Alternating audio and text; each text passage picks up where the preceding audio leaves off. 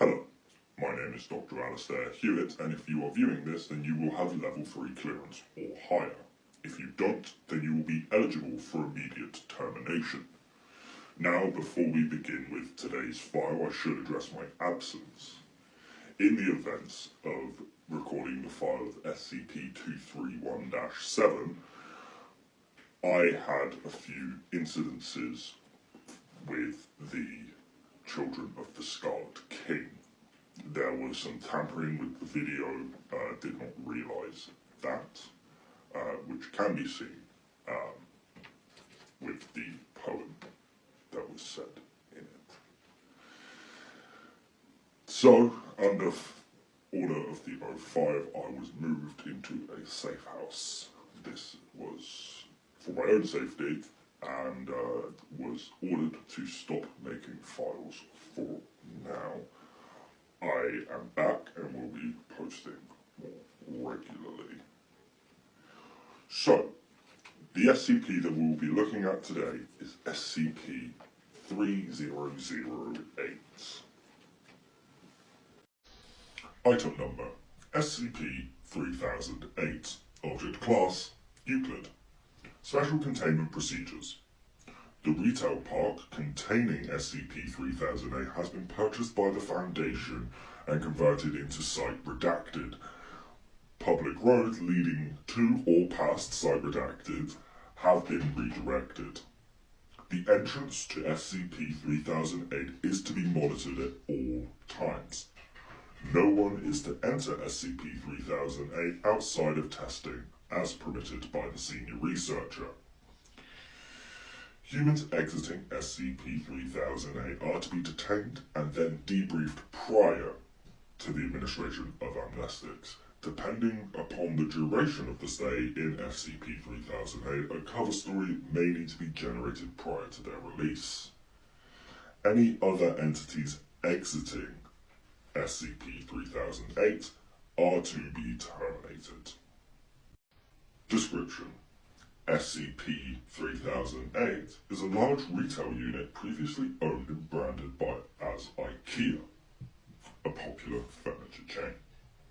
A person entering SCP-3008 through the main entrance and then passing out of sight of the doors will find themselves translocated to SCP-3008-1. This displacement will typically go unnoticed, as no change will occur from the perspective of the victim. They will not generally become aware until they try to return to the entrance. SCP-3008-1 is a space resembling the inside of an IKEA furniture store, extended far beyond the limits of what could physically be contained within the dimensions of the retail unit. Currently, measurements indicate an area of at least 10 kilometers squared with no visible external terminators detecting in any direction. Inconclusive results from the use of laser rangefinders has led to the speculation that the space may be infinite. SCP-3001 is inhabited by an unknown number of civilians trapped prior to containment. Gathered data suggests that they have formed a rudimentary civilization within SCP-3008-1, including the construction of settlements and fortifications for the purpose of defending against SCP-3008-2. SCP-3008-1 has a rudimentary night-day cycle determined by the overhead lighting within the space, activating and deactivating at times consistent with the opening and closing times of the original retail store. During the night, instances of SCP-3008-2 will become violent towards other lifeforms within SCP-3008-1. During these bouts of violence, they have been heard vocalizing in English and that are typically variations of "The store is now closed, please exit the building." Once the day cycle begins, SCP SCP-3008-2 instances immediately become passive and moving throughout SCP-3008-1 seemingly at random. They are unresponsive to questionings and other verbal cues at this state and will react violently if attacked. SCP-3008-1 is known to have one or more exits located within, but these do not appear to have a fixed location, making it difficult to leave SCP-3008-1 once inside. Using any other doors beside the main entrance to enter the structure or breaking through the walls of the original retail unit will lead you into the non-anomalous interior of the original store. Since containment began, 14 individuals have managed to exit SCP-3008-1 following an extensive debriefing of all individuals. They have been now administered amnestics and released. Incident 3008-1. At 37 minutes past midnight on Redacted, a human male was seen exiting SCP-3008, followed 10 seconds later by an instance of SCP-3008-2. SCP-3008-2 caught and killed the man before itself being terminated by armed response personnel. This incident represents the only time an instance of SCP-3008-2 has been seen exiting SCP-3008. A full autopsy on the corpse was performed. See the autopsy log for more details. The man was carrying an IKEA brand journal seeming to document his time in SCP-3008-1. Begin audio log. So, I'm writing this to document what I can only assume is a sudden descent into insanity. I can't possibly be that bad of a navigator, and yet as I write this, I've been trapped in IKEA for 2 days. I haven't seen another person for the entire time I've been here. I thought it was a prank at first. Turn the place into a maze, get all the people out, see how long it takes me to get lost. And then everyone has a good old laugh. Realised that wasn't the case when I tried to backtrack. Everything had changed. So I ended up lost. Instead of an exit, it was just row after row of bookcases. So I'm trapped in IKEA. Sounds like the setup of a really bad joke. The lights went out at 10, nearly gave me a fucking heart attack. That loud electrical thunk. And then pitch black. The place is full of beds, and my phone has a torch on it, but no damn signal. So I found a bed and went to sleep.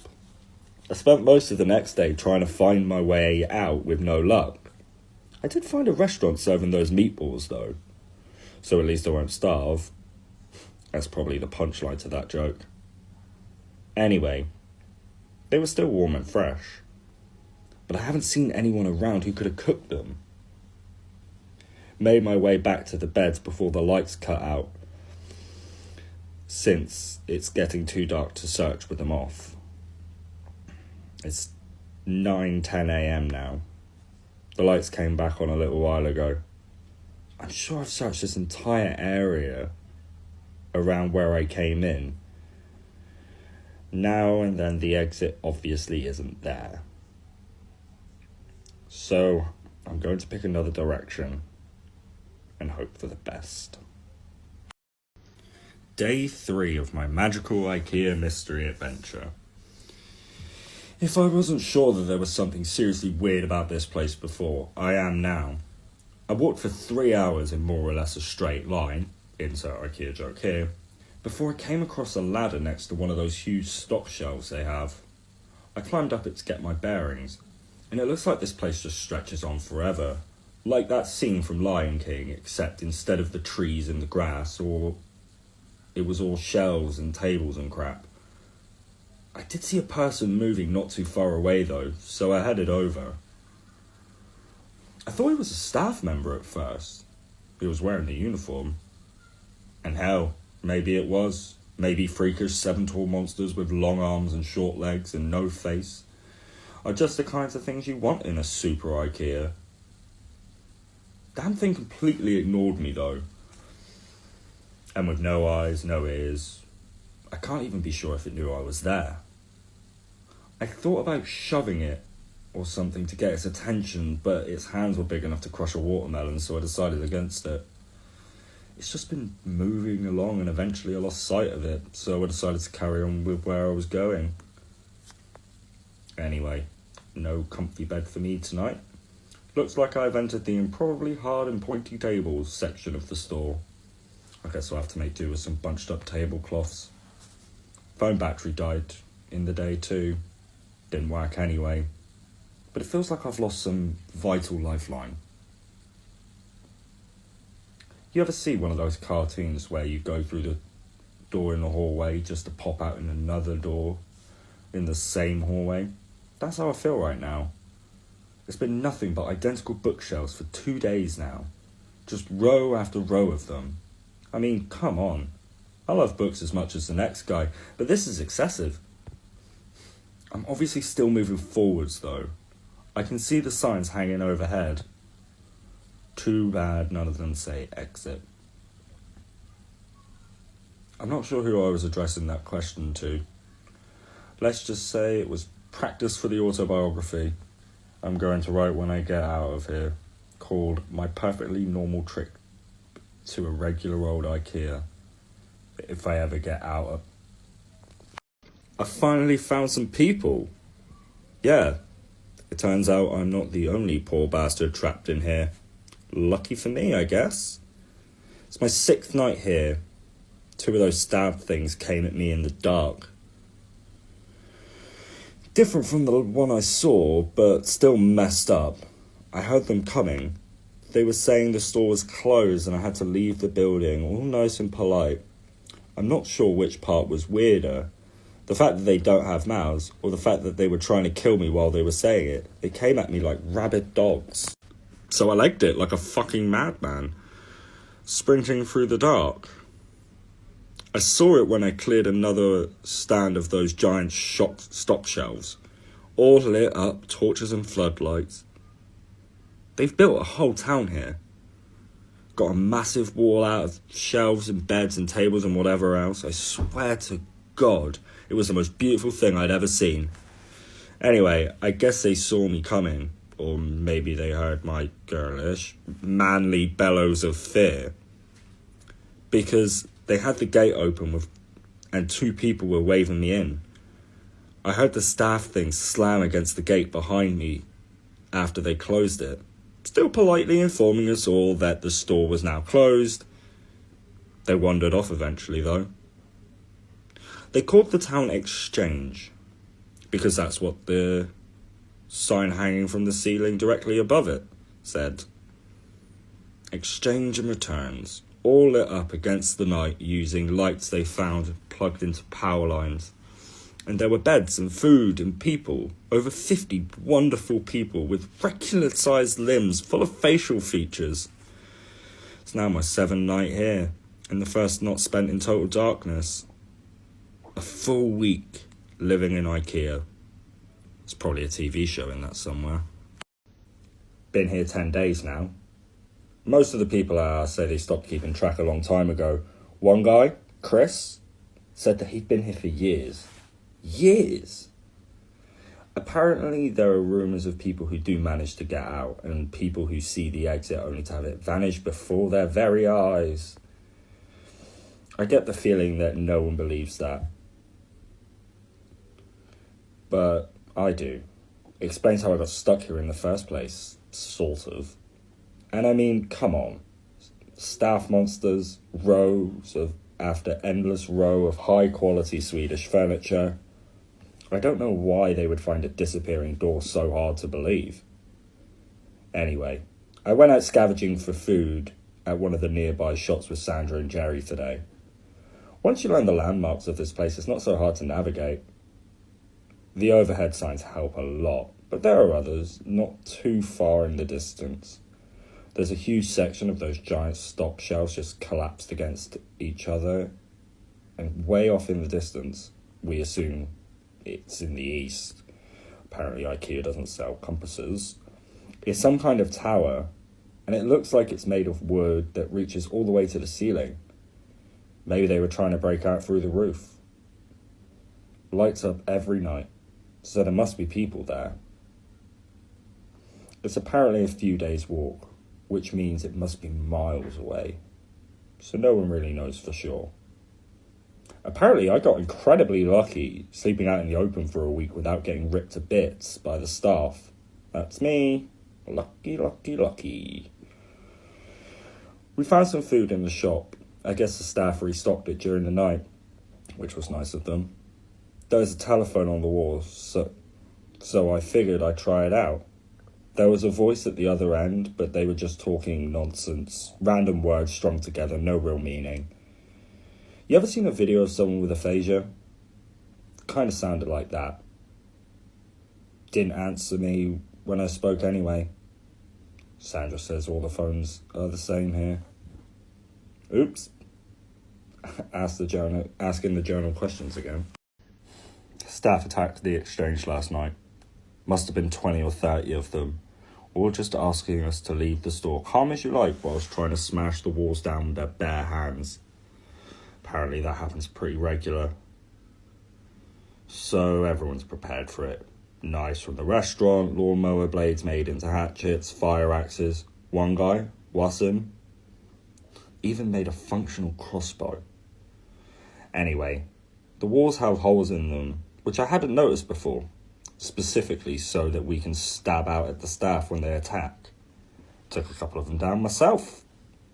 They don't seem to bleed, which is weird, but they go down as easy as a regular person once you start sticking holes in them.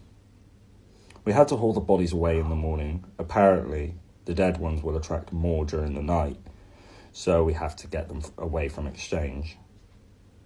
We have a couple of those trolleys that they use to move big boxes, so we loaded them up, took them over to pick up. Apparently, people just name everything after whatever sign's hanging overhead.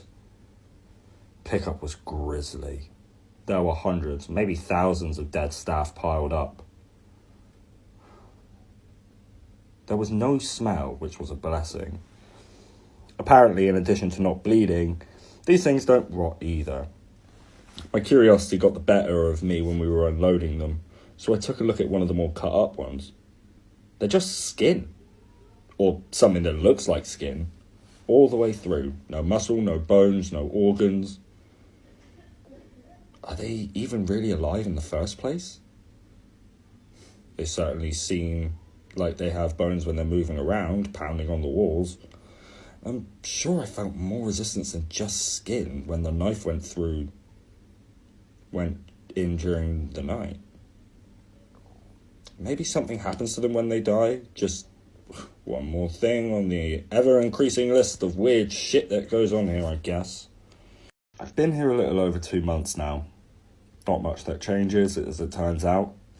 A couple of new people show up, same story as the rest of us. Nice little trip to IKEA. And then suddenly we're trapped in Billy Bookcase's house of faceless weirdos. The staff attack the exchange once or twice a week. We kill them, haul their bodies off. Sometimes they hurt us.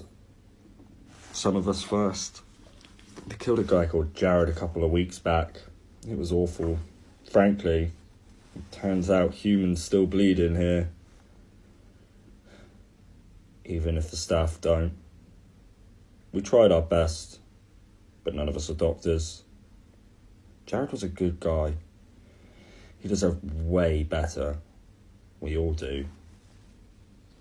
It occurred to me a couple of days after that none of us are really looking for a way out of here. I don't even know where to start.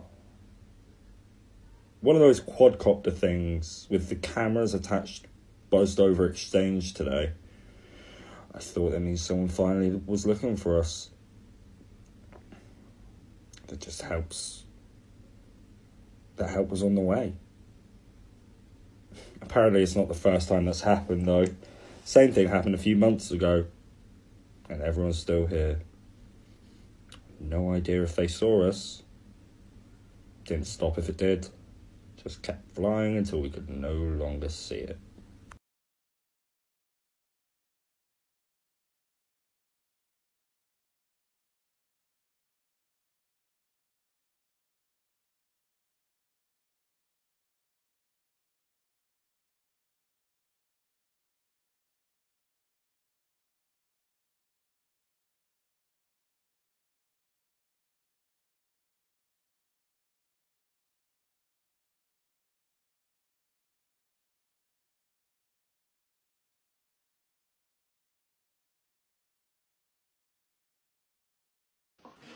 Note: based on the recovery of this journal, this entry appears to line up approximately with our first successful test pilot of a drone inside SCP-3008-1. Analysis of the footage shows a walled settlement under a sign labelled Exchange and Returns. Attempts to relocate this settlement have failed. Origin of the previous sighting of the drones are unknown. Started talking to people about the stuff they missed from home during dinner today. Probably not the best idea I've ever had. Everyone seemed pretty down after. A bunch of people here have families, husbands, wives, kids, dogs. Franklin apparently had a pet llama, although I'm not too sure about that. But apparently, some of the people here have seriously odd gaps in their knowledge. 3 of them have never heard of the International Space Station. 2 of them seem to think that was Prime Minister, and one of them apparently had never heard of the Statue of Liberty. I believe them too. They seem just as confused as the rest of us. The more I thought about it, though, the more it started to explain a few things. What if the reason no one's looking for all of us missing people is because we haven't all come from the same place?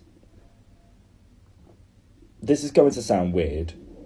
Maybe after that should be the motto of this place. But what if all these people came from different dimensions, realities, whatever you call it? I've seen enough TV shows to know the drill. Sarah comes from a place where there's no Statue of Liberty. They didn't launch the space station from where Sim's from. If people came from different places, even the ones that seem identical, and there'd be no huge missing persons panic, no mass search, we'd be a blip, a single missing person in a world of non-stop news. Well, that was a fun train of thought. I just realised yesterday was the 6-month anniversary of my arrival here. I wonder if IKEA sell party hats. The routine around here has remained more or less the same. More folks show up, one every couple of weeks or so. Food supplies go up and down, and we occasionally have a major shortage. Occasionally we get a visitor from a nearby town, usually checkouts or aisle 630. We check in with the others from time to time, occasionally trade supplies, if we're getting particularly low on anything. It's comforting in a way, a reminder that we aren't alone, some glimmer of civilization. Sometimes they bring medical supplies. Apparently there's a pharmacy a few towns down from checkout, so they share out what they can. I've never heard of IKEA with a pharmacy, though. I wouldn't be surprised if someone stumbled upon an IKEA organ harvesting lab, would certainly explain the staff. Speaking of our faceless jailers, their attacks have been getting worse lately, 3 or 4 times a week now, with twice as many staff as there used to be.